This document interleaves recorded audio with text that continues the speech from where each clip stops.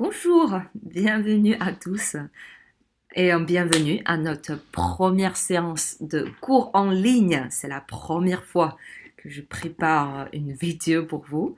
Alors, déjà, bon confinement. J'espère que tout se passe bien à vous. Vous arrivez à développer de nouvelles habitudes, à apprécier votre temps de confinement. N'oubliez pas de faire des étirements, buvez de l'eau. Et voilà, en plus, en réalité, c'est plutôt avantageux pour vous, puisqu'il vous reste juste entre 2 à 4 semaines de cours. Et là, on va vous donner toutes les ressources nécessaires pour vous. Et puisque vous avez l'accès à cette vidéo, vous pouvez poser quand vous voulez. Vous n'avez plus besoin de me dire, Madame, attendez, j'ai pas le temps de prendre des notes. Et là, vous pouvez poser la vidéo quand vous voulez pour prendre la note, pour essayer de comprendre, pour faire des exercices parallèlement. Voilà, donc c'est plutôt avantageux. Et, autant qu'on est entré dans l'ère digitale et beaucoup de choses se passent en ligne. Alors, j'ai aussi créé une espace de Q&A où vous pouvez poser toutes vos questions. Ça suffit d'aller sur le lien. J'ai créé un raccourci de lien tiny.cc/statm1. Tout attaché, tout en minuscule. Ça suffit de copier-coller ce lien et à mettre directement sur la barre de recherche Internet et qui vous amène à une page de collaboration de Word en ligne, de Drive, où vous pouvez poser toutes vos questions. Ça suffit de mettre votre nom et prénom et précisément votre question, comme ça tous vont bénéficier de vos questions et des réponses. Ok, n'hésitez pas de poser vos questions. Alors ça, c'est la première séance et la première vidéo que je vais préparer pour vous. Donc, je vais parler de corrélation et régression. C'est les deux parties qui nous restent, pourtant deux parties très, très importantes. Alors, pour la deuxième vidéo que je vais produire, ou peut-être je vais préparer un webinaire où on pourrait échanger directement en ligne, et on va voir comment ça se passe. Plutôt de vous présenter comment utiliser un autre logiciel. Waouh!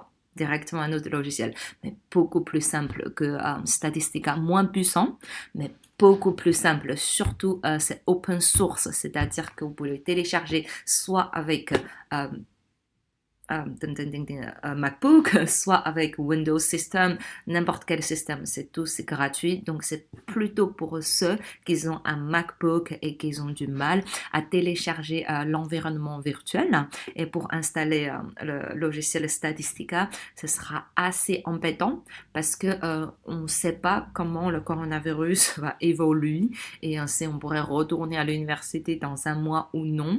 Il se peut que l'examen de statistique va se passer à la maison aussi, c'est-à-dire qu'on va vous communiquer un sujet d'examen et on va vous donner un temps. Tout n'est pas décidé encore et que vous devez faire tous les exercices à la maison. Okay? Vous prenez votre temps, ce sera plus dans un limite de temps de 2 heures. Vous prenez votre temps, je pense. Si je me trompe, peut-être il y aura une autre modalité d'examen, peut-être un examen en ligne, tous ensemble. C'est pas encore sûr et on est en train de discuter sur les modalités d'examen.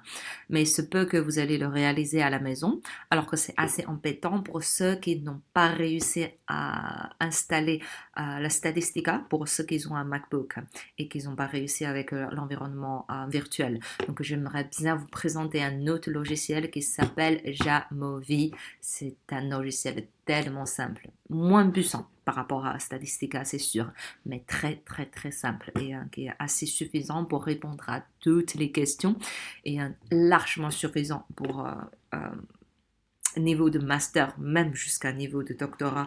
Et c'est un logiciel qu'on utilise assez régulièrement dans le monde de recherche actuellement, puisque c'est gratuit, c'est open source.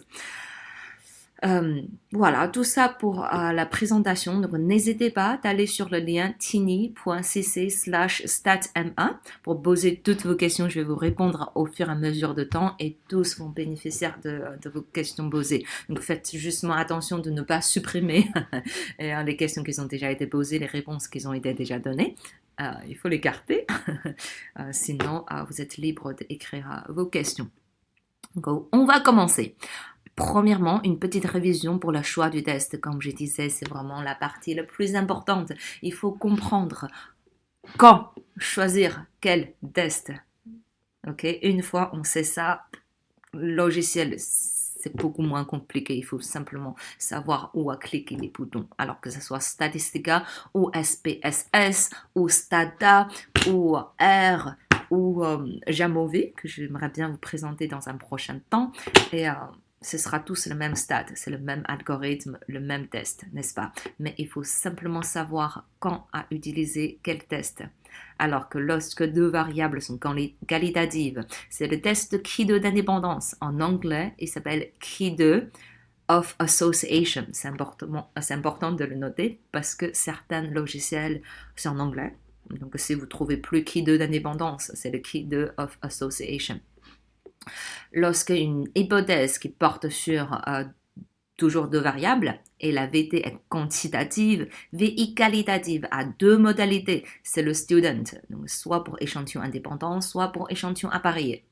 Lorsque la variable dépendante est quantitative, alors que VI est quali, mais a plus de deux modalités, donc à partir de toi, ce sera ANOVA à un facteur, one way ANOVA, soit pour échantillon indépendant, soit pour plan à mesure répétée. Donc à mesure répétée, échantillon apparié ou plan apparié ou à facteur intra-sujet, ou en anglais with in subject, tout ça c'est synonyme.